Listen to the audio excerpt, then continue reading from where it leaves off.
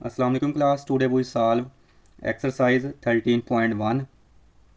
इसका question number 1 है, Arshad rolls are dice with sides labelled L M N O P U. कहता है कि अरशद एक डाइस को रोल करता है जिसके ऊपर हमारे पास L M N O P U label किया गया है।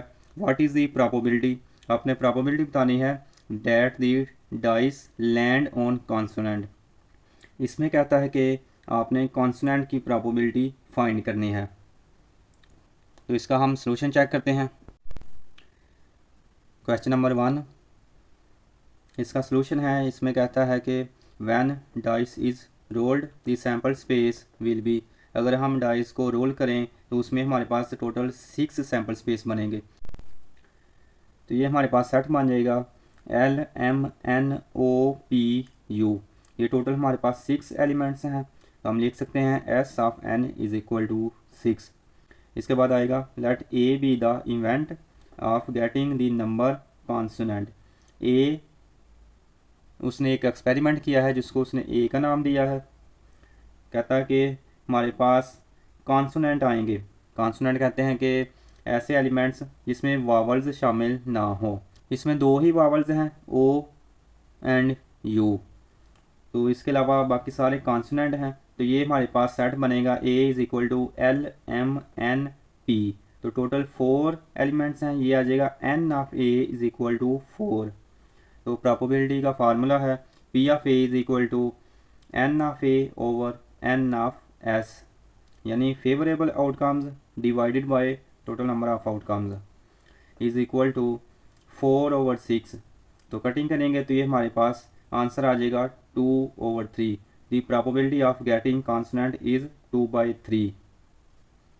इसके बाद है क्वेश्चन नंबर 3। क्वेश्चन नंबर 3 में हमारे पास एक लफ्ज़ है मैथमेटिक्स। कहता है कि इस मैथमेटिक्स के अंदर जितने भी अल्फ़ाबेट्स गिवन हैं उनकी आप प्रोबेबिलिटी फाइंड करें।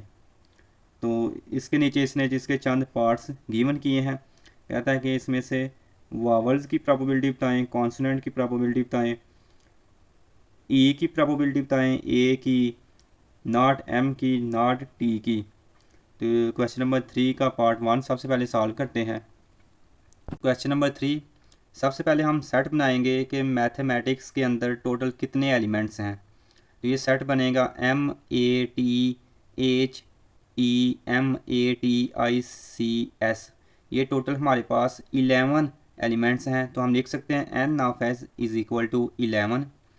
उसके बाद पार्ट 1 है, हमने वावल्स की प्रोबेबिलिटी फाइंड करनी है। तो हम कह देंगे let A be an event of getting vowels. तो हमने इसमें से वावल्स तलाश करने हैं। तो ये हमारे पास आ जाएगा ए ई ए आई, यानी टोटल हमारे पास 4 वावल्स आ जाएंगे। हम इसको लिखेंगे N of A is equal to 4। तो फार्मूला हम लगा देंगे प्रोबेबिलिटी का P of A is equal to N of A over N of S is equal to 4/11। Second वाला पार्ट है कॉन्सोनेंट। इसमें कहता है let B the event of getting consonant M T H M T C S, यानी ये total हमारे पास जो original set given था उसमें से हमने कॉन्सोनेंट सेलेक्ट कर लिए हैं। ये टोटल हमारे पास आए हैं N of B is equal to 7। तो फार्मूले में पुट कर देंगे तो ये हमारे पास आ जाएगा 7/11। ये हमारे पास आंसर आ गया कॉन्सोनेंट का। अब हम फाइंड करेंगे एन ई, यानी इस सेट में हमारे पास कितने ई हैं। तो उनकी प्रोबेबिलिटी फाइंड करेंगे। Let C be the event of getting E.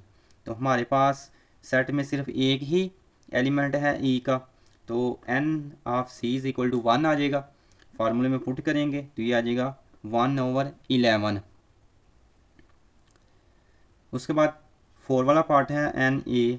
तो ए की प्रोबेबिलिटी फाइंड करेंगे। ये आ जाएगा let D be the event of getting D is. तो टोटल ए कितने हैं, 2 हैं। तो ये आ जाएगा N of D is equal to 2। फार्मूले में पुट करेंगे तो ये आ जाएगा 2/11। ये हमारे पास आंसर आ जाएगा। क्वेश्चन नंबर 5, इसमें कहता है कि Abdul Hadi labelled card from 1 to 30। Abdul Hadi के पास कार्ड हैं 1 से लेकर 30 तक। पुट दैम इन बॉक्स, उनको बॉक्स के अंदर रखा गया है। He select a card at randomly उसमें से एक कार्ड को सिलेक्ट किया जाता है। व्हाट इज़ द प्रोबेबिलिटी बताएं। डैट सेलेक्टेड कार्ड, कौन सा कार्ड सेलेक्ट किया गया है। तो इसके भी टोटल 5 पार्ट हैं। पहला पार्ट है दी नंबर 25, कहता है कि नंबर 25 सेलेक्ट किया गया है, इसकी प्रोबेबिलिटी बताएं। इसके पार्ट 1 का सलूशन है। उससे पहले आएगा टोटल एलिमेंट्स। तो हमारे पास सेट बनेगा 1 से लेकर 30 तक। तो ये आ जाएगा n of s is equal to 30। तो इसका पार्ट 1 है दी नंबर 25 नंबर सेलेक्ट किया गया है। तो ये आ जाएगा let a be the event of number getting 25। तो इसको हम लिख सकते हैं n of a is equal to 1। एक डिजिट सेलेक्ट किया गया है तो n of a is equal to 1 आएगा। फार्मूले में पुट करेंगे तो ये आ जाएगा 1/30, यानी फेवरेबल आउटकम ऊपर आ जाएंगे तो और टोटल आउटकम्स नीचे आ जाएंगे। तो 1/30 ये आंसर आ गया। इसका 4 वाला पार्ट है नंबर नॉट 27 एंड 29।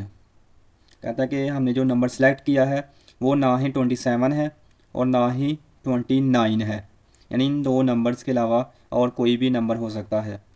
तो ये आ जाएगा let D be the event of not getting a number 27 and 29।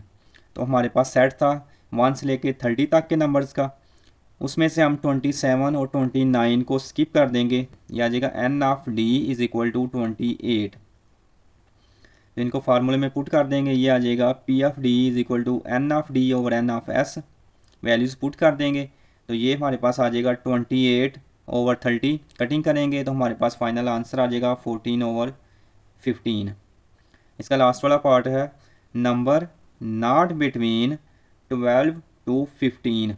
कहता है कि ये जो नंबर सेलेक्ट किया गया है वो 12 से लेके 15 तक के अंदर जितने भी नंबर हैं वो नहीं हैं, इनके अलावा कोई भी नंबर हो सकता है। तो इसका आंसर है let E be the event of not getting the number between 12 to 15। तो ये टोटल कितने नंबर बनते हैं 12, 13, 14, 15, टोटल 4 डिजिट बनते हैं। कहता है कि ये 4 डिजिट्स के अलावा और कोई भी नंबर हो सकता है।